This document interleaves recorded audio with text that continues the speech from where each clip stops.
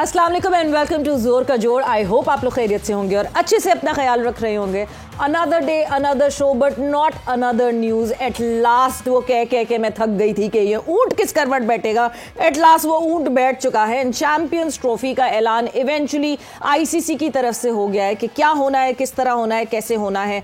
अब कोई लड़ता रहे या बोलता रहे किसकी जीत हुई किसकी हार हुई, किसने टेबल पे ज्यादा चंक अपने नाम किया किसने नहीं किया, बट यस डिटेल में बात होगी आज चैंपियंस ट्रॉफी के हवाले से। साथ ही साथ in action is Pakistan in south Africa. It's south Africa versus Pakistan the second ODI, उसके हवाले से भी बात होगी। मैं हूं सवेरा पाशा और मेरे साथ मौजूद हैं हाफिज मोहम्मद इमरान। और बिल्कुल कहा जा सकता है कि था जिसका इंतजार वो शाहकार आ गया है और शाहकार आईसीसी ने आज रिलीज कर दिया है। और वो रिलीज उन्होंने कहा कि न्यूट्रल वेन्यू पर होंगे पाकिस्तान और भारत के मैचेस, जबकि चैंपियंस ट्रॉफी 2025 और उसके बाद भी जितने भी मैचेस अगले दो तीन बरस में वो सारे के सारे न्यूट्रल वेन्यू पर खेले जाएंगे। पाकिस्तान को एक वुमेन T20 वर्ल्ड कप की मेज़बानी भी मिल रही है। तो ये वो चीज़ें हैं जो कि एक हौसला अफजा हैं क्रिकेट के लिए। इसी पर हम बात कर रहे हैं। हमारे साथ स्टूडियोज में तशरीफ़ फरमाया, चूँकि पाकिस्तान का मैच भी चल रहा है, साबिक चीफ सेलेक्टर अजहर खान साहब। अस्सलाम वालेकुम खान साहब। जी वालेकुम अस्सलाम, बहुत शुक्रिया आपने इनवाइट किया। बहुत बहुत शुक्रिया आपका खान साहब। खबर तो आ गई है, लेकिन एक खबर चंद दिन पहले भी काफ़ी दिनों से ये ज़ेर बहस थी। पाकिस्तान क्रिकेट बोर्ड के चेयरमैन, साबिक चेयरमैन नजम सेठी साहब, जिन्होंने हाइब्रिड मॉडल सबसे पहले लाए, उन्होंने क्या कहा था चंद दिन पहले यहीं पर, इसी जिस तरह का ये जो ऐलान हुआ है ना, ये जो ऐलान हुआ है कि पाकिस्तान भी नहीं जा रहा, भारत भी नहीं जा रहा, तो सुनते हैं जी नजम सेठी साहब को चंद दिन पहले उन्होंने क्या कहा था। लोग कहते हैं कि ये शायद हाइब्रिड मॉडल नहीं एनएस मॉडल है। बात ये पाकिस्तान मॉडल है to part of the old philosophy कि आहिस्ता आहिस्ता आहिस्ता करके सब कुछ वापस लाया जाए।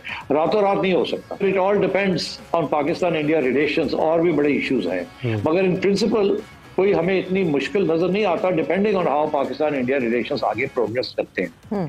तो आई वाज वेरी होपफुल, मगर इवेंचुअली फिर उन्होंने यही फैसला किया कि नहीं। एंड से आपको पता ही है रिलेशनशिप हैज डिटीरियोरेटेड सिंस 2019। एक मीटिंग हुई जिसमें आईसीसी का chairman, my self and Jay Shah, हम तीनों बैठे हुए थे। And I explain to them कि अगर आप हाइब्रिड मॉडल नहीं देंगे और आप शिफ्ट कर देंगे तो then we will not come and we will not play. तो उसके बेसिस के ऊपर फिर फाइनली दे अग्रीड। और मुझे याद है, एंड आई थिंक आईसीसी का जो हेड है ग्रेग बार्कले, तो मैंने बार्कले को ये कहा, और जय शाह बैठे हुए थे, जय शाह को शायद ये बात पसंद नहीं आई। मैंने कहा जी ये हाइब्रिड मॉडल जो है इसको अब करें, और अगर खुदा ना ख्वास्ता कल को इंडिया नहीं खेलता कहीं या पाकिस्तान नहीं खेलता तो we can apply the same model. We can apply the same model and that is what we have done now. Hybrid versus hybrid. 2028 में ICC T20 world cup, women's world cup जो है वो पाकिस्तान को उसके होस्टिंग राइट्स भी मिल गए हैं। Is it a win-win situation? Savera probably as a cricketer ना, मैं अगर ये समझूं कि पाकिस्तान और इंडिया का जो ये कॉन्फ्लिक्ट था, ये क्राइसिस था, इसको आईसीसी सॉल्व करने में कितना हक बजानिब था और कितनी कोशिश की और कितना उन्होंने अपना वजन डाला। I think Pakistan took a decision which was अब जितनी दफ़ा भी हमने ट्रैवल किया, हमने हिंदुस्तान जाकर अपनी क्रिकेट खेली है, जो भी हमारी बायलैटरल सीरीज थी या आईसीसी टूर्नामेंट थे, पाकिस्तान गया वहाँ पर खेला। मगर जब भी हमने ये ख्वाहिश जाहिर की, या क्रिकेटिंग आप अगर एनालिसिस करें कि इंडिया ने ट्रैवल जब करना था पाकिस्तान में, तो वो कोई ना कोई बहाना बना के ना वो इनकार कर रहे थे। अब आप देखें कि इस सारे इशू में थोड़ी सी अगर मैं बात करूं कि ये डिसाइड हो चुका था कि चैंपियंस ट्रॉफी पाकिस्तान में होगी और जितनी भी 8 प्लेइंग नेशंस हैं वो पाकिस्तान जाकर खेलेंगी, विच ऑल्सो इंक्लूडेड इंडिया। मगर 3-4 माह के सारी ये क्राइसिस जो है ये ब्रू अप हुआ, और इसमें इन्होंने फिर इंडिया ने टोटली ये रिफ्यूज कर दिया कि जी we are not going to travel to Pakistan and play over there. अब उस क्राइसिस में हमारे देखें लोगों का खान साहब, एक तो क्राइसिस है ना कि ये इस क्राइसिस में क्या हुआ, लेकिन अब चूंकि वो क्राइसिस थोड़ा सा जो हालात है ना बदले हैं। पाकिस्तान में लाहौर के लोग क्या कह रहे हैं, चैंपियंस ट्रॉफी के मैचेस लाहौर में होने हैं। कादिर ख्वाजा हमें ज्वाइन कर रहे हैं इस वक्त, और कादिर के साथ कुछ लाहौरिये भी होंगे। कादिर साहब, क्या हालात हैं, क्या माहौल है, क्या कह रहे हैं लोग लाहौर के?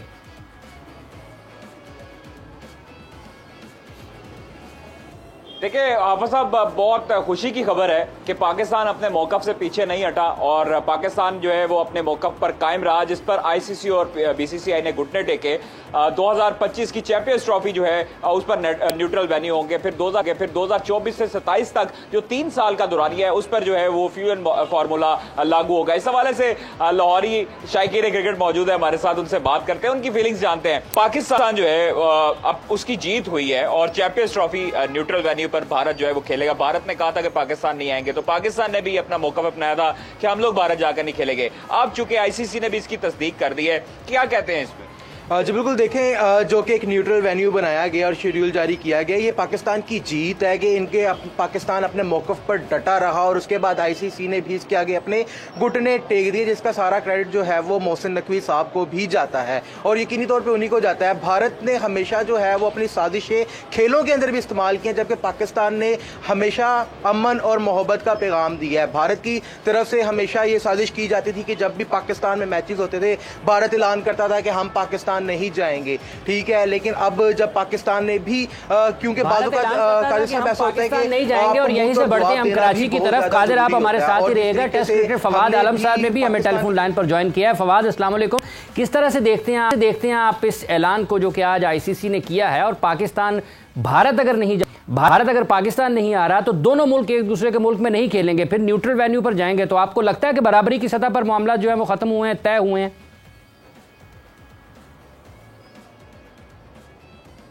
ये चीजें तो बहुत पहले फवाद, आप सुन रहे हैं? जो जी मेरी आवाज आ रही है आपको? जी बिल्कुल। ये किस तरीके से आप देखते हैं, इस पाकिस्तान के लिए बिल्कुल बराबरी की सतह पर मामला तय हुए हैं ये चैंपियंस ट्रॉफी वाले मामले में? देखिए, क्रिकेट को पॉलिटिक्स से बहुत दूर रखना चाहिए आई थिंक, और क्योंकि जब भी इंडिया का नाम आता है तो उसमें पॉलिटिक्स जो है शामिल हो जाती है। तो हमेशा पाकिस्तान तो जाके खेला है हमेशा इंडिया के अंदर। जब भी आपने देखा 2011 का भी जब वर्ल्ड कप हुआ था तो पाकिस्तान उधर जाके खेला था, सेमीफाइनल जो हुआ था। तो अभी भी जब भी ये चीज़ें होती हैं तो यही होता है कि इंडिया नहीं आएगा, इंडिया नहीं खेलेगा, कोई भी आईसीसी इवेंट नहीं खेलेगा, या एशिया कप के मैचेस जो हैं वो नहीं होंगे, तो इस वजह से बड़ी चीज़ें हमें नहीं मिलती। तो एटलीस्ट ये बड़ा अच्छा एक जो है फैसला है आई थिंक, और बहुत ज़बरदस्त कदम है, क्योंकि ये बड़ा ब्रेव कदम है, क्योंकि कभी भी किसी ने ऐसा नहीं किया। इवन हम अपनी बात कर रहे हैं, पाकिस्तान की बात कर रहा हूँ मैं, कि भाई ठीक है, अगर इंडिया नहीं आएगा और इंडिया अगर पाकिस्तान में नहीं खेलेगा तो पाकिस्तान भी आईसीसी इवेंट उधर जाके इंडिया के उधर मुल्क में नहीं खेलेगा। तो ये बहुत ज़बरदस्त स्टेप है और ये एक अच्छा जवाब जाएगा उनको भी कि भाई अगर आप नहीं खेलोगे तो हम भी मरे नहीं जा रहे आपके यहाँ खेलने। बिल्कुल, और जो है ये एक बहुत स्ट्रेट फॉरवर्ड रिप्लाई है। बट फवाद, आपको ये लगता है कि ये आइस हमें कहीं भी मेल्ट होती हुई आगे आने वाले टाइम में भी नहीं दिखेगी जब तक कि शायद पॉलिटिकल हालात बेहतर ना हो? देखिए, चीज़ें मेल्ट तो होती हैं। अगर आपको याद हो, एक सीरीज हुई थी 3 मैचों की पाकिस्तान और इंडिया की, अगर आपको याद हो, लेकिन वो उधर भी देखें शुरुआत थी, लेकिन ये हुई इंडिया में ही थी, पाकिस्तान में नहीं हुई। ये तो पाकिस्तान क्यों हमेशा जो है आगे चढ़ के बढ़ चढ़ के हिस्सा बार बार लेते रहे और अपने वो क्या कहते हैं कि भाई जैसे बंदा जो है ना, ठीक है भाई उन्हीं की माननी हम जाके करते हैं, हम जब भी मानते हैं हम करते हैं, लेकिन हमें फीडबैक तो वैसा अभी तक नहीं मिला ना। तो एटलीस्ट हमने वो करके देख लिया, एटलीस्ट हम अपनी भी तो रिस्पेक्ट बनाए ना इस जगह पे, तो हम अपनी भी रिस्पेक्ट रखें। ठीक है भाई, अगर वो नहीं आ रहे, अगर उनके पास पावर है, ठीक है, तो हम भी किसी से कम नहीं है, हम भी नहीं खेलेंगे जाके, हमें भी कोई फर्क नहीं पड़ेगा कि हम उधर जाके नहीं खेलेंगे तो हमें पता नहीं क्या हो जाएगा, कुछ हो जाएगा। तो जैसे उन्होंने मना कर दिया, हमें भी ये मना करना चाहिए, और ये बहुत ब्रेव डिसीजन है आई थिंक। ये नकवी साहब इसी पे कायम रहे, और इवन के पाकिस्तान जब तक है, जब तक इंडिया ना आए तो पाकिस्तान भी इंडिया जाके ना खेले, हाँ न्यूट्रल वेन्यू पे खेले, क्योंकि जब वो स्पोर्ट्समैन स्पिरिट नहीं दिखा रहे तो पाकिस्तान ही हर दफा क्यों दिखाता रहे। खान साहब, फिर ये बराबरी किया उन्होंने क्या, जैसे फवाद कह रहे हैं कि अगर हर मरतबा पाकिस्तान 2012-13 वाली सीरीज़ जब ज़काशफ चेयरमैन थे पाकिस्तान क्रिकेट बोर्ड के, जिसमें जुनैद खान ने बड़ी शानदार गेंदबाजी का मुजाहरा किया, वो आपको याद होगी, उस वक्त भी पाकिस्तान गया, और ये बड़ी अहम चीज़ है जिसका फवाद ने जिक्र किया, हुई सीरीज़ इंडिया में ही थी।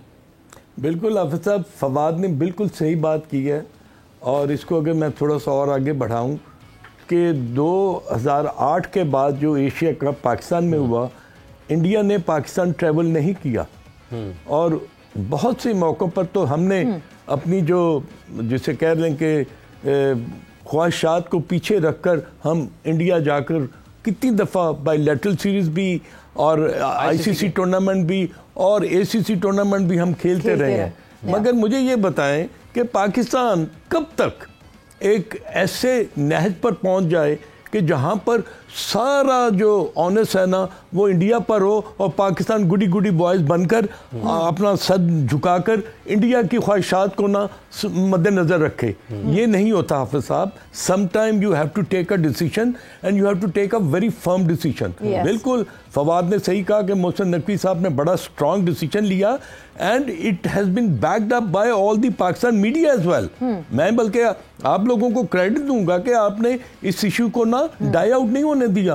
आप हमेशा इसको उजागर करते रहे हैं and you have brought your point of view in front of all the cricketing world के भाई पाकिस्तान इतना गया गुजरा नहीं है कि जो आपकी ख्वाहिश है हम उस पर लब्बैक कहेंगे, और अगर हम फर्मली स्टैंड नहीं लेंगे तो आप हमें बिल्कुल एक किस्म का निगेट कर देंगे। अजहर साहब, पास्ट में पता है क्या होता था? फर्मली हम सब मीडिया जो है वो सपोर्ट करता था पाकिस्तान क्रिकेट बोर्ड को, but eventually Pakistan cricket board give in कर जाता था और पाकिस्तान क्रिकेट बोर्ड फिर तैयार हो जाता था ट्रैवल करने के लिए। हमारी फॉरेन मिनिस्ट्री से हमें फिर से इजाजत मिल जाती थी इंडिया ट्रैवल करने की, जो कि इस दफा हमें दिखा कि पाकिस्तान क्रिकेट बोर्ड को बैक करना बहुत जरूरी है। और जो भी डिसीजन मोहसिन नकवी साहब ने लिया हम सब फर्मली उसके साथ खड़े हुए। Qadir, coming back towards you, जाहिर सी बात है बहुत ज्यादा जेपरडाइज हुई थी चीजें, बहुत सारी खबरें इधर उधर से आ रही थी, नहीं जी पूरी चैंपियंस ट्रॉफी खत्म हो जाएगी, पाकिस्तान से ले ली जाएगी, पाकिस्तान में मुकाबले नहीं होंगे, स्टेडियम्स में इतनी मेहनत हुई है वो नहीं होगा। बट इवेंचुअली अब वो कंफर्म हो गया है कि हमें मैचेस पाकिस्तान में होते हुए भी दिखेंगे एंड ऑब्वियसली जो हमें इंडिया के न्यूट्रल वेन्यू पे मैचेस होंगे। उसके हवाले से और क्या तासुरात हैं लोगों के? आज चेयरमैन ने कुछ बात भी की है, चेयरमैन साहब ने, मोहसिन नकवी साहब ने, किन चीजों का उन्होंने इजहार किया वो भी जरा बताइए।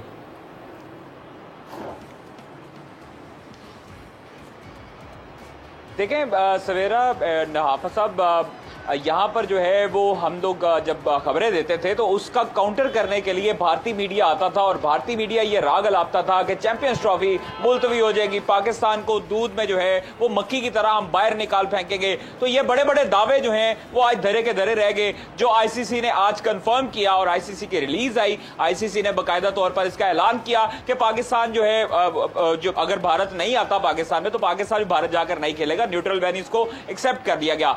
और उसके साथ साथ जो पाकिस्तान क्रिकेट बोर्ड की शराइत थी वो भी मानी गई। 2028 का वुमेन टी20 वर्ल्ड कप की मेजबानी भी पाकिस्तान को मिली। हालांकि 3 इवेंट जो हैं 2 इवेंट 2025 में है और एक इवेंट जो 2026 का मेंस टी20 वर्ल्ड कप है वो उसकी मेजबानी इंडिया के पास है। तो उस हवाले से तमाम तर जो लोग हैं वो खुश हैं। और पाकिस्तान क्रिकेट बोर्ड के चेयरमैन ने अभी कुछ देर पहले कज़ाफी स्टेडियम का भी दौरा किया, वहां पर जाकर उन्होंने एक एक चीज का मुआयना किया और पूछा गया, पवेलियन के हवाले से भी स्टैंड्स पर जाकर उन्होंने पूछा, फिर उसके बाद व्यू का जायजा लिया गया, बेसमेंट का जायजा लिया। तो तमाम तर तैयारियां तो मुकम्मल होती दिखाई दे रही हैं। ग्रे स्ट्रक्चर तकरीबन कंप्लीट हो चुका है, जो इंक्लोजर्स हैं वो भी कंप्लीट हो चुके हैं, सिर्फ अब फिनिशिंग का जो है वो कादिर साहब, चेयरमैन क्रिकेट बोर्ड ने सहाफियों को भी बगौर देखा कि कौन कौन पहले दिन से आ रहा है, कौन कौन कवर कर रहा है।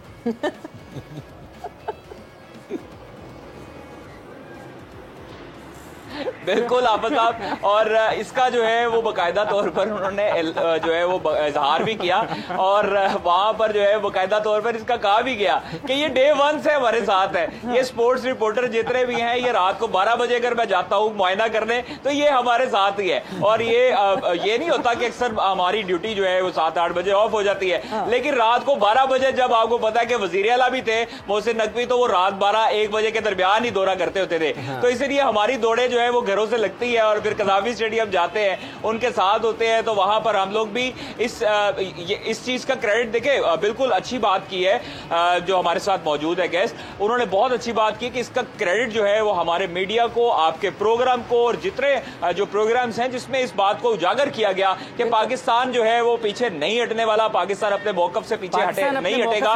तो उस हवाले से जब हम ये बात करते हैं फवाद कि अब पाकिस्तान में चैंपियंस ट्रॉफी के मैचेस हो रहे हैं, ये कितना अहम है पाकिस्तान की क्रिकेट के लिए? क्योंकि 1996 के बाद ये पहला मौका है कि पाकिस्तान आईसीसी के किसी इवेंट की मेज़बानी कर रहा है। ये अलग बात है कि कुछ हाइब्रिड मैचेस भी हैं, लेकिन पाकिस्तान के 2-3 वेन्यूज़ पर तो इंटरनेशनल क्रिकेट फवाद साहब वहाँ पर देखने को मिलेगी। ये कितना फ़ायदा पाकिस्तान के क्रिकेट को यहाँ से मिल सकता है?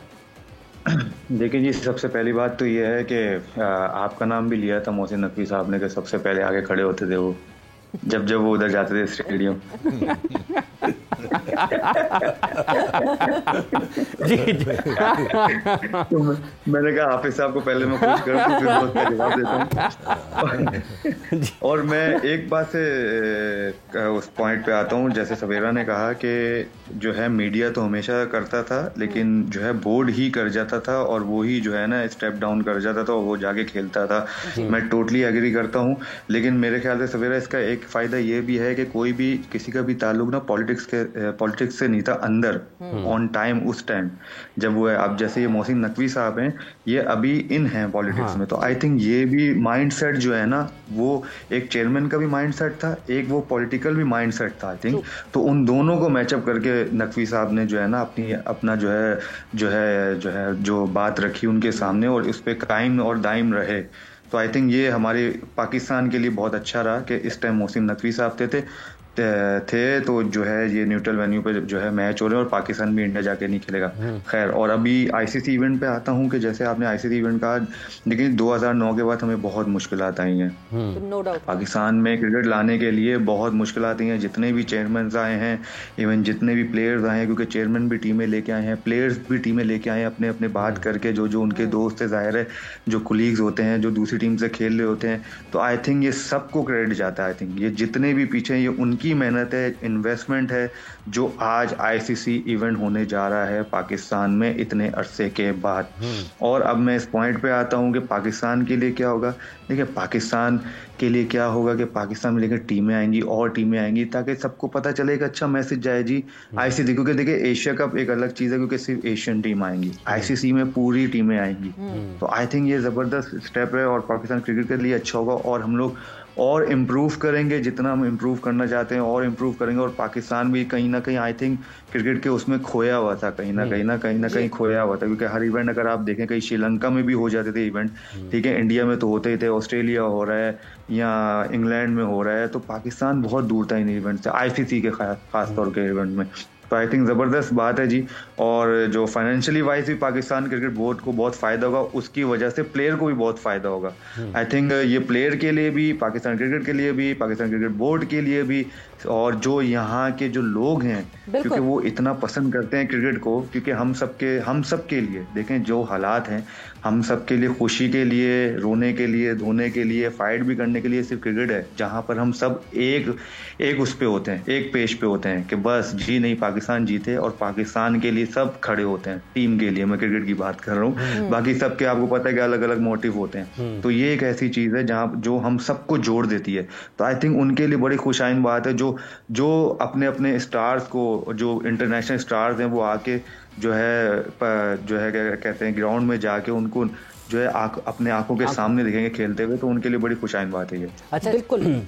जी खान साहब, ये जो जैसे अभी फवाद ने जिक्र किया कि जो बुनियादी ढांचा है, जैसे अगर टीमें आएंगी तो ये जो स्टेडियम्स की हम तामीर देख रहे हैं, बिल्कुल नए बन रहे हैं, ये भी पाकिस्तान बहुत दूर रहा इस मामले में, क्योंकि जब आपके पास आईसीसी के इवेंट्स होते हैं तो आपके बुनियादी ढांचे को बहुत फ़र्क पड़ता है उससे। बिल्कुल हाफिज साहब, फवाद ने बड़ा एलुब्रेटली और बड़ा जिसे कहते हैं ना कन्विंसिंगली वो तमाम चीज़ों का अहाता किया है, जो कि हम हमेशा देखते हैं कि क्रिकेट को कितना फ़ायदा होगा। आपका जो सवाल है, ये जो कज़ाफ़ी स्टेडियम की छतें सी बनी हुई है ना, ये भी 96 के वर्ल्ड कप पे बनी है। जी बिल्कुल ऐसे ही है।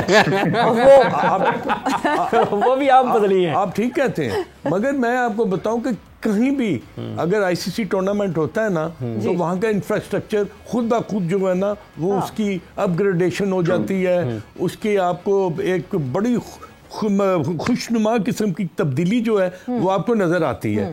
तो यही पाकिस्तान क्रिकेट बोर्ड के लिए जरूरी था कि कोई आईसीसी टूर्नामेंट पाकिस्तान में होता तो हमारे इंफ्रास्ट्रक्चर को ना एक बूस्ट मिलता। बिल्कुल। और आई थिंक एंड अजहर साहब, not just that, 6 teams visit करेंगी, जाहिर सी बात है, it's not just cricketing infrastructure, it is the economic structure, जहाँ पे हॉस्पिटैलिटी बढ़ेगी, फैंस आएंगे अलग अलग मुल्कों से, एक इंप्रेशन, एक सॉफ्ट इमेज आगे हम पुट अप कर सकेंगे पाकिस्तान की। इसका मतलब ये कि अब से हमारा वो वाला सफर शुरू होगा जहाँ पे हमें पाकिस्तान के लिए और बहुत सारी बेहतर चीज़ों के लिए सोचना पड़ेगा कि हम इन 6 टीम्स के साथ, यानी पाकिस्तान 7वीं टीम हो जाएगी, उसके साथ हम कैसे अच्छे से अच्छा डिलीवर कर सकते हैं चैंपियंस ट्रॉफी को। वक्त एक ब्रेक का हुआ है। कादिर, बहुत बहुत शुक्रिया फॉर ज्वाइनिंग इन। हम ब्रेक पर जा रहे हैं और जब ब्रेक से वापस आएंगे और क्या क्या पॉजिटिव इंपैक्ट्स होंगे चैंपियंस ट्रॉफी के यहां होने से और आईसीसी के इस डिसीजन से, आफ्टर दिस शॉर्ट ब्रेक।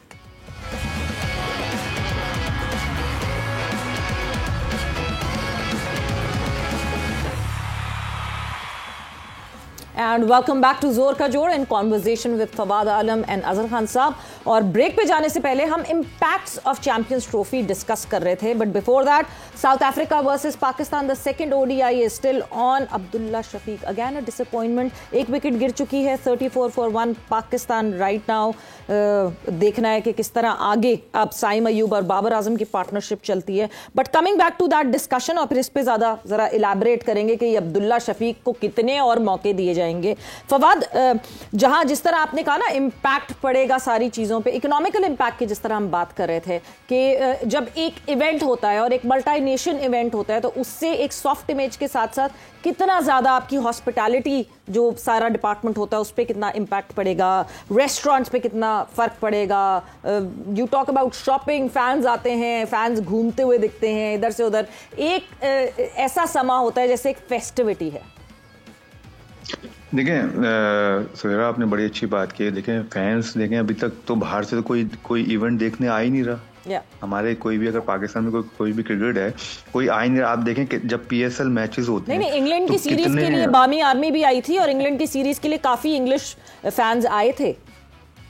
लेकिन वो कह रहा हूं मैं, एक कंट्री के आए थे ना सवेरा। ये आप मेरी बात का मोटिव समझें कि मैं मतलब पूरे मुल्कों की बात कर रहा हूँ। जो टीमें खेल रही होंगी, तो अब जैसे आपने कहा ना बामी आर्मी आए थे उनकी, तो अभी जितने की जो आर्मी होगी तो वो सब आएंगे ना। जैसे श्रीलंका है, ठीक है, बांग्लादेश है, ऑस्ट्रेलिया से आएंगे, न्यूजीलैंड से आएंगे, इंग्लैंड से आएंगे। आई थिंक ये हमारे पास जबरदस्त चीज है। और जैसे ये जो फैंस, जैसे आपने बात की, वही शॉपिंग की आपने बात की, रेस्टोरेंट्स की बात की, इस तरह पाकिस्तान का इमेज ऊपर जाएगा, टीम का नहीं, बिल्कुल पाकिस्तान मुल्क का इमेज भी ऊपर जाएगा। जाहिर है वो खाने खाएंगे यहाँ पर, वो हॉस्पिटैलिटी देखेंगे। हमें, आपको पता है कि हम सब हॉस्पिटैलिटी के लिए बहुत कितने अच्छे हैं, अपने मुंह से तारीफ नहीं करनी चाहिए, बट एज अ पाकिस्तानी हम लोग जो भी हमारे मुल्क में आते हैं उसकी बहुत इज्जत करते हैं और बहुत इज्जत देते हैं। तो वो लोग जितने भी लोग बाहर से आते हैं ना, वो इस चीज़ को बड़ा ज़बरदस्त लेते हैं कि हमें इतनी रिस्पेक्ट मिलती है। तो पाकिस्तान का एक अलग ही इमेज बनेगा, जो कि वो सिर्फ मीडिया के थ्रू देखते हैं कि यार जो है बातें आती हैं, ऐसा हो रहा है मुल्क में, ये सेफ नहीं है, वो नहीं है, व्हाटएवर जो चीज़ें हैं। तो जब वो खुद आके जब उसको जो है प्रैक्टिकली देखेंगे ना, या उसको जो चीज़ें देखेंगे, तो वही जाके आगे पाकिस्तान के लिए आगे जाके बताएंगे कि भाई पाकिस्तान तो सही है, ये तो सिर्फ ऐसे ही बताया जाता है कि इतना हमें घबराया जाता है, इतना डराया जाता है, वो तो पीसफुल जो है कंट्री है, सबको जानती है। तो एक आई थिंक पाकिस्तान की इमेज के लिए, इकॉनमी के लिए, फैंस के लिए बहुत ज़बरदस्त रहेगा ये इंशाल्लाह। और हम सब के लिए एक्चुअली हम सब के लिए बहुत अच्छा रहे, ताकि हम भी जब किसी दूसरी कंट्री में जाएंगे ना, तो लोग कहेंगे हो समझ गए कि ये पाकिस्तान से आए हैं और इनका मुल्क ऐसा है, इनके मुल्क के खाने बड़े ज़बरदस्त हैं, इनके मुल्क की हॉस्पिटैलिटी बहुत ज़बरदस्त है, इनके मुल्क के कपड़े बड़े ज़बरदस्त हैं, हमने कपड़े पहने, मतलब बहुत सारी चीज़ें। उधर जो चीज़ें नॉर्दर्न एरिया अगर हम लोग चले जाएं, वो कितना खूबसूरत है, तो लोग कहेंगे कि पाकिस्तान खूबसूरत मुल्क भी है। तो आई थिंक बहुत सारी ये छोटी छोटी चीज़ें हैं जो बन के एक जो है ना समंदर बनेगी पाकिस्तान के लिए। बहुत फ़र्क पड़ सकता है इसको। और जहाँ तक फ़र्क पड़ने का ताल्लुक है, वहाँ पर नेशनल स्टेडियम कराची को क्या फ़र्क पड़ा है, क्योंकि आईसीसी के लोग भी वहाँ पर दौरा कर रहे हैं, फिर काम भी जारी है। एक पैकेज है, हमें बता रहे हैं खिजर कराची से कि क्या हो रहा है नेशनल स्टेडियम कराची में आज। आईसीसी चैंपियंस ट्रॉफी 2025 आज नेशनल स्टेडियम कराची, जो कि नेशनल बैंक क्रिकेट स्टेडियम के नाम से मशहूर है, यहां पर विजिट किया आईसीसी के वफ्द ने, जिसमें एक जानिब इंतजामात का जायजा लिया गया। जो नई तामीर शुदा बिल्डिंग है उसमें, जो कि ग्राउंड फ्लोर है, आगाह किया गया पीसीबी की जानिब से आईसीसी को कि यहां पर ग्राउंड फ्लोर जो है वो ऑफिशियल्स को दिया जाएगा। फर्स्ट फ्लोर पे पवेलियन और थर्ड फ्लोर यहाँ पर जो है वो हॉस्पिटैलिटी बॉक्सेस बनाए जाएंगे। 13 पिचेस का ये स्क्वायर तैयार किया गया है, जो कि चैंपियंस ट्रॉफी के लिए है। और इससे कबल एक ट्राई नेशन सीरीज होनी है पाकिस्तान, न्यूजीलैंड और जनूबी अफ्रीका के दरमियान, जिसके मैचेस भी इसी स्टेडियम में शेड्यूल हैं। तो उस तमाम तर तैयारियों से आगाह किया गया। साथ साथ जो आईसीसी का जो मार्केटिंग वफ्द है वो भी आज आया, स्टेडियम का दौरा किया। किस तरह से पूरे स्टेडियम को आईसीसी चैंपियंस ट्रॉफी के रंगों में डालना है, पैनाफ्लेक्सिस कहाँ लगाने हैं, कहाँ जो खैर मकदमी बैनर्स हैं या जो बोर्ड्स हैं वो लगाने हैं, उन तमाम तर चीज़ों का जायज़ा लिया गया। जो पुरानी बिल्डिंग पर 8 पोल लगे हैं उस पर तमाम तर 8 पोल्स पर जो चैंपियंस ट्रॉफी की 8 टीमें होंगी उनके झंडे आवेदा किए जाएंगे। इसके अलावा भी तमाम तर जो स्टेडियम की दीवारें हैं रंगा जाएगा आईसीसी चैंपियंस ट्रॉफी के रंगों में। बिल्कुल जी, देर आयद दुरुस्त आयद। और अजहर साहब, जिस तरह हम जब नेशनल स्टेडियम की बात करते हैं, नेशनल स्टेडियम कराची की बात करते हैं, 2011 में हमने होस्ट करना था, मगर उससे पहले 2007 से तैयारियां शुरू हो गई थी और एक आधी अधूरी बिल्डिंग बनाई थी और उसके बाद वहीं रुक गई थी कहानी, जिसके ऊपर अब कैमरा पोस्ट बन जाती थी, वो बन जाती। इवेंचुअली अब वो बन रही है बिकॉज चैंपियंस ट्रॉफी की आमद है। नहीं, वो ये ज़रूरत थी सवेरा, क्योंकि अगर आपने इंफ्रास्ट्रक्चर को बिल्ड करना है तो आपके जो मेन सेंटर है ना, उनको ऐसा होना चाहिए कि आप दुनिया को ना एक नमूना पेश कर सकें कि we can also be very good in constructing this stadium. अब अगर हम अपने हमसाय मुल्क की बात करें हिंदुस्तान की, तो आपको पता है कि जब वहाँ पर अभी हाल ही में 2023 में जो वर्ल्ड कप हुआ तो कितने उनके सेंटर जो थे ना वो डेवलप किए। तो ये एक किस्म का एग्जीबिशन थी स्टेडियम की, 10 मुख्तलिफ शहरों में उन्होंने मैचेस एग्जैक्टली। और वो देखें कि हाफिज साहब शिमला तक जो है ना वो उन्होंने स्टेडियम को अपग्रेड किया और कितना खूबसूरत नजर आया। यही चीज जो थी ना ये रिक्वायर्ड थी पाकिस्तान क्रिकेट के लिए, पाकिस्तान क्रिकेट बोर्ड के लिए और शायकीन क्रिकेट के लिए। अब देखें कि मेरा ख्याल है कि अगर आप कदाफी स्टेडियम की बात करें तो जो एक डिस्टेंस था ना कि जब अगर मैं बैठा मैच देख रहा हूं तो जहां पर मैच हो रहा है ना उस पिच को मुझे देखने में बड़ी दिक्कत महसूस होती थी। खान साहब, आप तो कुर्सी काफी आगे रख के बैठते थे रास्ते के पास वो क्योंकि हमारा जो सिलसिला था ना क्रिकेट का वो ये था कि कदाफी स्टेडियम में जब शुरू में I think I was very lucky to play a match over there from our universal cricket club, जो के स्टेडियम का आगाज हुआ था। और आई टेल यू कि हमें एक्साइटमेंट इतनी थी कि हम उस स्टेडियम में जाकर मैच खेलने लगे हैं जो कि पाकिस्तान का एक आने वाले दिनों में ना एक बहुत बड़ा एक आइकॉनिक स्टेडियम होगा। उसके लिए ये आपको मैं बताऊं कि अब इतनी शिद्दत से जरूरत थी कि हम अपने स्टेडियम की अपग्रेडेशन करें, उनको ऐसा बनाएं कि एक हम नमूना पेश कर सकें दुनिया को। तो आई थिंक ये बहुत ज़रूरी था। लेकिन अब फवाद आलम साहब, अब्दुल्ला शफीक को अपनी कारकर्दगी को अपग्रेड करने के लिए क्या करना पड़ेगा? कैसे देख रहे हैं, क्या मसाइल आपके ख्याल में? मौके उनको मिल रहे हैं लेकिन परफॉर्मेंसेज वैसे नहीं आ रही हैं। आज भी मेरा ख्याल जल्द आउट हो गए ना जी। बिल्कुल जी। देखिए, I think they all are lucky players, क्योंकि इनको इतना खुला और इतना ओपनली चांस मिल रहा है। आई थिंक जो है कंसिस्टेंट कोई भी नहीं है प्लेयर। अगर आप पूरी टीम उठा के देख रहे हैं तो कोई भी कंसिस्टेंट नहीं है। अगर उनकी कोई 10-12 इनिंग्स हैं, अभी उन्होंने टेस्ट मैच में भी 10-11 इनिंग के बाद जाके एक 100 गया था आई थिंक, और उसके बाद फिर वही नॉर्मल चीज़ें चलना शुरू हो गई। और अभी वनडे में अभी तक कोई उनकी कोई भी इतनी बड़ी कोई परफॉर्मेंस नहीं आई, लेकिन फिर भी स्टिल उनको चांसेस मिले जा रहे हैं। लेकिन अब यही है कि अगर उनको अब इतने चांसेस दे दिए, जैसे आप सैम अयूब को ले लें, क्योंकि सैम अयूब को भी 100 और 50 करने में तकरीबन उन्होंने कोई 35 इनिंग्स ली हैं, ठीक है ना। तो इसी तरह फिर अब जाहिर है जैसे सैम अयूब को इतना ओपनली चांस दिया है तो वाई नॉट अब्दुल्ला शफीक को भी देना चाहिए। प्लेयर अच्छा है, आपको पता भी है, टेस्ट मैचेस में भी उसने परफॉर्म किया है। रेड बॉल और वाइट बॉल डिफरेंट क्रिकेट है दोनों। सो आई थिंक चांस देना चाहिए। लेकिन ये प्लेयर पे आता है, जब एक टाइम आपके पास आता है। बाबर आजम इतना बड़ा प्लेयर है, उसने इतनी परफॉर्मेंसेस की हैं, रनजे किए हैं, लेकिन आज वो भी स्ट्रगल कर रहा है। उससे भी जो है रनजे वैसे नहीं हो रही, जिससे क्योंकि उन्होंने अपनी इमेज ऐसी बना दी है कि हमें ऐसे लगता है कि हर मैच में उन्होंने 70 कर देना है या हर मैच में 100 कर देना है। तो अगर अब वो 25 भी 30 भी करते हैं ना, हमने कहा था बाबर आजम फेल हो रहा है। तो आई थिंक यही अब्दुल्ला शफीक के साथ भी है कि अभी वो जो है मुश्किल में है और ऐसा फेज आता है तो 1-2 इनिंग्स लगती हैं तो सेट हो जाता है, क्योंकि जाहिर है अब वो पाकिस्तानी टीम के साथ हैं, कोचेस कोचेस भी हैं, वो भी अपने ऊपर काम कर रहे होंगे, लेकिन एक क्लिक चाहिए होती है, उस क्लिक का वेट करना है। अब अल्लाह करे, मेरी दुआ है कि जब तक वो खेलने उसी में क्लिक हो जाए, देर ना हो जाए। फवाद, कभी कभार आपको लगता है कि प्लेयर को पुश करने के लिए जो बेंच का प्रेशर होता है वो बहुत ज़रूरी होता है? कुछ उससे अंडरमाइन हो जाते हैं, कुछ अंडर प्रेशर आ जाते हैं, मगर कुछ प्लेयर्स ऐसे होते हैं जिनको पुश मिलता है जब उनको पता होता है कि बेंच पे एक और तगड़ा खिलाड़ी बैठा हुआ है, और अगर मैंने अपने ये मौके नहीं पूरी तरह अवेल किए तो वो पीछे से वो प्लेयर आ जाएगा। देखें यार, अनफॉर्चुनेटली मसला ये है कि सवेरा बेंच पे क्या पूरी अभी डोमेस्टिक में भी कोई इतने मतलब वो चीज़ नहीं आ रही जिस पे आप कह सकोगे यार हाँ ये इसको बीट कर सकता है या इसको कर सकता है। आई थिंक जो भी नया प्लेयर आएगा उसको भी 8-10 चांसेस चाहिए अपने आप को प्रूफ करने के लिए, और 8-10 चांसेस, क्योंकि अभी आप डोमेस्टिक में अगर हम देखें तो डोमेस्टिक में सिर्फ T20 पे सबकी तवज्जो है। रेड बॉल और इवन वनडे में, रेड बॉल तो बहुत दूर की बात है, इवन वनडे में किसी की तवज्जो नहीं है। सो आप देखें कि कितनी दूर है, जो नया टैलेंट है वो बहुत दूर है। हम अंडर 19 लेवल पे T20 खेल रहे होते हैं, तो आप मुझे बताएं कि अगर अंडर 19 लेवल पे जो बच्चा 20 ओवर क्रिकेट सिर्फ खेलेगा तो वो 50 ओवर और जो है वो 150 ओवर बैटिंग कैसे करेगा या 100 ओवर बैटिंग कैसे करेगा? मुझे बताएं। या बॉलिंग जो है फील्डिंग 150 ओवर वो कैसे करेगा? हम तो उसको सिर्फ 20 ओवर के लिए तैयार कर रहे हैं, वो दिन में जो है 20 ओवर कैसे करेगा, क्योंकि वो तो सिर्फ दिन में 4 ओवर करता है। तो मतलब बहुत सारी चीजें हैं, जैसे आपने कहा ना कि बेंचमार्क तो अभी है ही नहीं। आप देखें कि पाकिस्तान पे ऐसा टाइम आ गया कि विकेट कीपर बैट्समैन खेलने हैं। पाकिस्तान पे एक टाइम आ गया मिडिल ऑर्डर में कि मतलब विकेट कीपर बैट्समैन खेलने हैं भाई। तो आप इससे ज्यादा फकदान क्या होगा पाकिस्तान क्रिकेट का कि जो है विकेट कीपर है वो ऐसा बैट्समैन खेलना, मतलब पाकिस्तान के बैट्समैन क्या मर गए हैं सारे?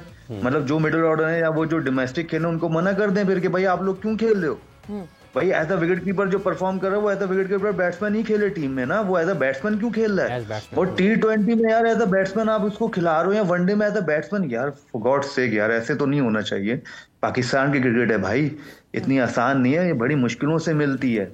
तो इन लोगों मतलब सबको बहुत आसानी से मिल रही है और कोई पूछने वाला नहीं है कि कोई भी है ऐसा विकेट कीपर से ऐसा बैट्समैन कैसे खेल सकता है भाई। तो जो मिडिल ऑर्डर हैं तो फिर उनको तो बोलो भाई आप लोग छोड़ दो, हम तो ये जो विकेट कीपर हैं ये ऐसा बैट्समैन खेलेंगे भाई। तो जो आपने बेंचमार्क की बात की, ये जो किल्लत है खिलाड़ियों की, जब आपने जिक्र किया जैसा कि कता कलामी की मादर चाहूंगा कि डोमेस्टिक क्रिकेट में भी वो नजर नहीं आ रहा है, तो ये फिर बामरे मजबूरी खिलाया जा रहा है या जो पसंद है उसको खिला लेते हैं? और अगर कम है तो फिर उसके लिए क्या करने की जरूरत है आपके ख्याल में?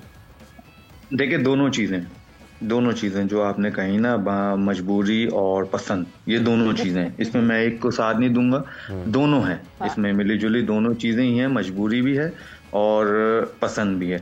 बाकी वही बात है, जब डोमेस्टिक हो रहा होता है सब 20 ओवर की बात करेंगे तो डोमेस्टिक कैसे खेलेंगे? मुझे बताएं ना आप भाई। डोमेस्टिक जैसे इन लोगों ने एज पे लगाया कि भाई कि 35 साल से ऊपर कोई नहीं खेलेगा, दैट्स फाइन, ठीक है, 35 साल के ना खेले तो आप लगाओ कि 25 साल से कम T20 भी कोई नहीं खेलेगा फिर लगाओ ना फिर।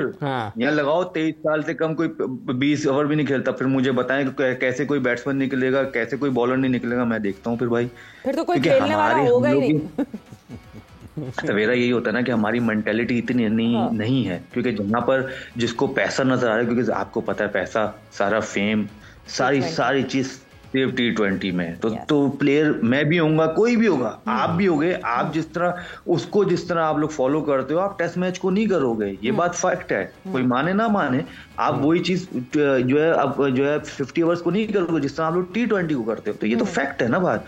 तो प्लेयर ऑटोमेटिकली उधर जाता है, तो क्योंकि फिर वो खेल ही नहीं पाता। अगर आप अभी भी देखें, 4 डे में भी देखें, आप जो बैटिंग भी होती है, हम लोग बहुत कम ऐसा होता है कि जो कोई 200 बॉलें खेल के जो 120 करे, 125 करे, इस तरह करे। आप देखें अभी आप जितने भी ग्रेट प्लेयर्स यानी आप जो बात कर रहे हैं, मैं उससे ये अंदाजा लगा सकती हूँ कि आप कोई खास जो PGL हमने करवाया था उसके खास फैन नहीं थे। बिल्कुल भी फैन नहीं था मैं। वो तो एक सबसे बड़ा एक ऐसा स्टेप था कि मैं कुछ बोल नहीं सकता, क्योंकि हमारी क्रिकेट है तो हमें तो प्रमोट ही करना है पाकिस्तान को, तो हम पाकिस्तान के लिए तो कुछ कह नहीं सकते। लेकिन जो PGL था, मैं बिल्कुल फैन नहीं हूँ सर, ठीक है, क्योंकि क्यों आप क्या मैसेज दे रहे हो किसी को? आप अभी वो बच्चा वो क्या कहते हैं यूं निकला नहीं है कहीं और आपने कहा ये लो जी ये रखा है आपके लिए। अब वो उनमें से कोई एक बच्चा मुझे जरा बता दें आप, कहीं आपको नजर आ रहा है? चले 2 साल 3 साल कितने साल हो गए, एक बच्चा बता दें, एक नाम बताएं मुझे जरा। बिल्कुल खान साहब आप एक नाम बता देना, बात यहाँ पर ही खत्म हो जाती है ना फिर। हाँ। मैं इसकी बुराई, किसी की बुराई नहीं कर रहा, आप मुझे एक नाम बता दें, एक नाम मेंशन कर दे, मैं बोलूंगा ठीक है वो काबिल हो गया। भाई पीएसएल एक डिफरेंट लेवल है, पीएसएल एक अलग चीज है, पीएसएल को आप उसके साथ नहीं जोड़ सकते। और अंडर 19 आप कहते हो टैलेंट टैलेंट टैलेंट, भाई टैलेंट ये नहीं होता। अंडर 19 अगर कोई प्लेयर आएगा ना, वो एक आध कोई आएगा, वो भी कोई 10 साल में या 15 साल में एक कोई प्लेयर आपको ऐसा मिल जाएगा जो एक्स्ट्रा ऑर्डिनरी होगा, वो पाकिस्तान से खेलेगा, वो एक्स्ट्रा ऑर्डिनरी परफॉर्म करके अपनी जगह बना लेगा। लेकिन ये हर दफा नहीं होगा, हर साल में आपको 2-2 प्लेयर ऐसे नहीं मिलेंगे भाई। जब तक वो क्रिकेट नहीं खेलेंगे, जब तक उनको एक्सपीरियंस नहीं आएगा, वो प्रेशर हैंडल नहीं कर सकेंगे, कंडीशन को नहीं जो है कर सकेंगे, मेंटली वो टफ नहीं होंगे, तो वो आके पाकिस्तान के लिए परफॉर्म नहीं कर पाएंगे। फिर आप क्या कहते हो, पहले आप ले आते हो, फिर उनको 3-4 मैचों के बाद गायब कर दो, तो फिर आप उनको पूछते भी नहीं, वो भी गलत है। क्योंकि जब ठुड्डे पड़ते हैं, जब वो जाके डोमेस्टिक पे खेलते हैं, जब वो 4 डे में जाते हैं, जब वो प्लेयर बन जाते हैं 2 साल बाद, लेकिन फिर आप उनको पूछते नहीं। जैसे लाइक उमर अमीन है, अभी उमर अमीन बड़ा परफॉर्म कर रहा है, आप उसको पूछ ही नहीं रहे। अच्छा, लेकिन जब उमर का आपने जिक्र कर दिया, ये भी आपको लगता है कि उनकी भी वो जो 30-35 वाली एक बात है, वही उनके रास्ते में रुकावट है? यार मुझे तो पता नहीं भाई 30-35 वाली क्या मतलब, ये फिट है माशाल्लाह। जितने उस जो हमारे मेंटोर हैं माशाल्लाह, बड़ी मुश्किलों से उन्होंने रिटायरमेंट ली है, उन पे तो कोई लिमिट नहीं थी जब वो खेल रहे थे। नहीं, बट फवाद, आपको लगता है कि T20 टीम का जो T20 डोमेस्टिक हो रही है, उसमें उमर अमीन का कैप्टन बनना सही है? इन डोमेस्टिक टूर्नामेंट्स में हम कैप्टन भी तो ग्रूम करते हैं। उमर अमीन का कोई फ्यूचर आपको T20 में पाकिस्तान को रिप्रेजेंट करते हुए दिखता है? आप मुझे बताएं, जब कोई कैप्टन बना है, वो फ्यूचर में कहाँ कैप्टन बना है? वैसे तो कम ही बना है, नहीं सरफराज बना है। Thank you very much. आपका सवाल आपने खुद ही जवाब दिया, मुझे इसको ज्यादा जो है ना खींचने की जरूरत नहीं है। कभी भी हमें खुद नहीं पता कि हमने आगे करना क्या है, हमें खुद नहीं पता इस T20 के बाद हमने किस प्लेयर का क्या करना है। तो आप कैप्टनसी तो बहुत दूर की बात है सफेरा, बहुत दूर की बात है, हम कैप्टनसी की तो बात ही नहीं कर सकते।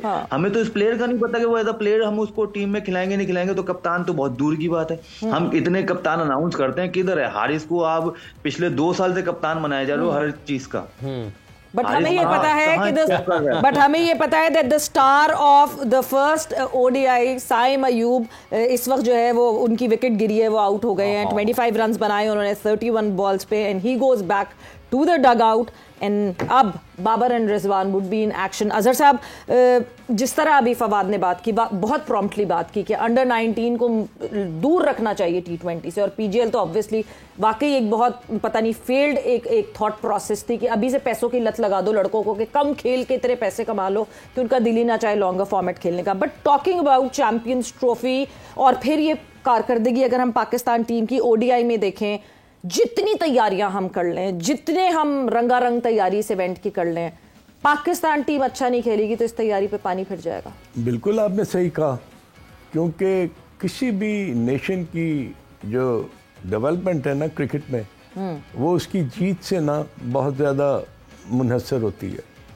पाकिस्तान की टीम का इस वक्त आप देखेंगे 22 इयर्स के बाद पाकिस्तान ने ऑस्ट्रेलिया में 2-1 सीरीज 1 डे जीती जी। उसका इम्पैक्ट क्या हुआ कि right from the prime minister till the ordinary cricketing fan जो था ना, उन्होंने पाकिस्तान टीम की परफॉर्मेंस को सराहा।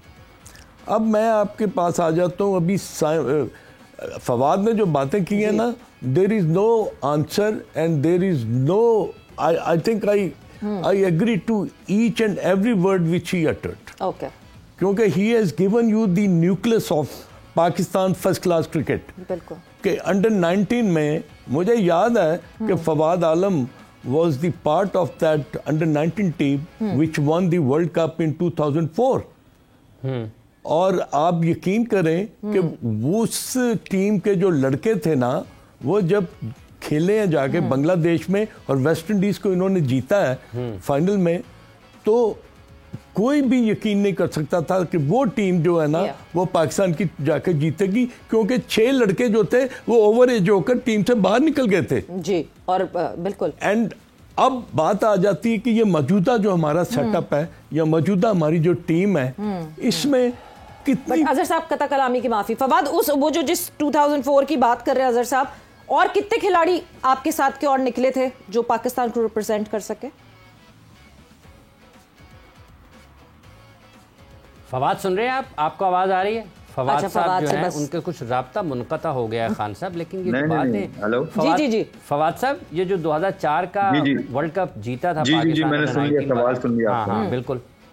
मैं खान साहब ने बिल्कुल सही कहा कि 6 प्लेयर ओवर एज हो गए, तो उसी के बाद मैं भी अंदर हुआ था उस टीम में क्योंकि मैं भी बाहर था। हाँ, तो मुझे पुरानी यादें ताज़ा की उन्होंने। तो मैं भी लकीली जब वो लोग प्लेयर जो आउट हुए थे तो हम आए थे, तो उसके बाद जो आप पाकिस्तान के अगर पूछ रहे हैं, और सर ने बिल्कुल सही कहा कि कोई भी नहीं जानता था कि हम ये जो है वर्ल्ड कप जीतेंगे, इवन के सेकंड राउंड में भी चले जाएंगे, सुपर 8 में भी। खैर वहां तक आपने बात की, मंसूर अमजद खेले, मैं खेला, रियाज अफरीदी खेला, वहाब रियाज खेला उसमें, और ये खालिद लतीफ खेला। ठीक है, और मतलब ये 5-6 प्लेयर जो मुझे जुल्करनैन हैदर था वो खेला, एक तारिक मुरली था वो बीच में जो है 3 डे वगैरह खेल के वो चले गए थे, इमरान अली पाशा भी था एक फास्ट बॉलर। तो मतलब जो प्लेइंग 11 थी ना, सलमान कादिर थे, तो आई थिंक प्लेइंग 11 में से कोई 7 से 8 लड़के जो है पाकिस्तान को रिप्रेजेंट किया उन्होंने। यानी फवाद अगर अंडर 19 को स्ट्रीमलाइन प्रॉपर्ली किया जाए तो वो प्लेयर्स पाकिस्तान को रिप्रेजेंट कर सकते हैं। आपने जो नाम बताया उसमें कई ने रिप्रेजेंट किया। Fawad thanks a lot. Sorry हाँ, टाइम आपका जो है। एक बात आपकी काट में, एक बात चाहता हूँ, जो सर ने बात की ना, जो प्लेयर खेले वो एकदम से नहीं खेले, उनको 4-4 साल लगे पाकिस्तान खेलने के लिए। जी, तो ये भी याद रखें कि एकदम अंडर 19 से वो पाकिस्तान टीम में नहीं गए, वो गए फर्स्ट क्लास की टीम में। मैं फर्स्ट क्लास की टीम में गया तो मैं 2 साल कराची से नहीं खेला। मैं वेट किया मैंने कराची से खेलने का, उसके बाद मुझे कराची में चांस मिला, तो मैंने जाके परफॉर्म करके फिर डिपार्टमेंट मिला, फिर जाके मैं पाकिस्तान खेला। तो मैं ये प्रोसेस है जो इस तरह हुआ था। बिल्कुल प्रोसेस करना चाहिए और स्ट्रीमलाइन करना चाहिए। And thank you Fawad for joining in, बहुत बहुत शुक्रिया आपका। अजहर साहब, वही हम अंडर के लड़कों को खो देते हैं कहीं। अंडर 19 के लड़कों की परफॉर्मेंसेस दिखती हैं, नाम के चर्चे होते हैं, बट वो प्रोसेस में कहीं ना कहीं खो जाते हैं। सो ये तो फवाद की बहुत इंपॉर्टेंट बात है कि वो उस प्रोसेस को भी बड़ा देखना चाहिए जब हम कहते हैं टैलेंट ही नहीं है। आई थिंक अनफॉर्चुनेटली जो हमारा सिस्टम था ना, वो जो ब्रेक किया ना डिपार्टमेंटल क्रिकेट में, जब वो दरार आई और वो डिपार्टमेंट को अलहदा कर दिया, तो खान साहब वो डिपार्टमेंट वापस भी आ गए। आज भी वो कहते हैं 30 वाले को ना खिलाओ, 25 वाले को ना खिलाओ। No, I don't agree with that, sorry, ये मेरा अपना पर्सनल व्यू है। जो एक सिलसिला चल रहा था ना, वो डिपार्टमेंटल क्रिकेट जो थी ना, उसमें सिफारिशी कोई नहीं घुसता था। अगर मैं जो उसके मुखालिफ हैं वो तो कहते हैं कि वहां पे जाती सिफारिश है। No, not at all. कहते वो खिलाड़ी बैठ जाता है, बाहर ही नहीं छोड़ता, किसी और को आने नहीं देता। मैं अपनी मिसाल देता हूँ जी। हबीब बैंक की टीम 1972 जल्दी से मिसाल दें, वक्त खत्म होने लगा। 72-73 में सवेरा टीम बनी। आप यकीन करेंगे 4 लड़के जो थे ना, उनके अपॉइंटमेंट लेटर घर में आए, जिसमें मुदस्सर नजर था, पीजे मीर था, आगा जाहिद था और मैं था। बट अजहर साहब, ये वो 4 लड़के आप समझते थे कि उस वक्त की लेवल ऑफ क्रिकेट में वो डिपार्टमेंट में डिजर्व नहीं करते थे? नहीं, बिल्कुल करते थे, मगर ये वो टाइम था जिस वक्त वाकई सही हो रहा था स्ट्रीमलाइन में। मगर वो इवेंचुअली शायद जिस वक्त डिपार्टमेंट्स बंद होने की बात हुई, बहुत सारे डिपार्टमेंट्स खुद बंद होना चाहते थे बिकॉज उनकी स्क्रूटनी जो है वो प्रॉपर नहीं होती। बट वक्त खत्म हो गया यहाँ पे। इसके लिए we need a complete show for that, जहां पे हम जो डोमेस्टिक में गलतियां हुई जिसकी वजह से हम ये सफर कर रहे हैं उस पर डिटेल में बात कर सके। अजहर साहब, thanks a lot for being here. वक्त जोर का जोड़ का खत्म हो गया है और जाते जाते yes, the champions trophy is happening at last. We will wait for the schedule और आपके सामने फिर स्केड्यूल के साथ आएंगे। सवेरा पाशा और हाफिज इमरान को इजाजत दीजिए। अपना बहुत ख्याल रखिएगा। टेक केयर, बाय बाय, अल्लाह हाफिज।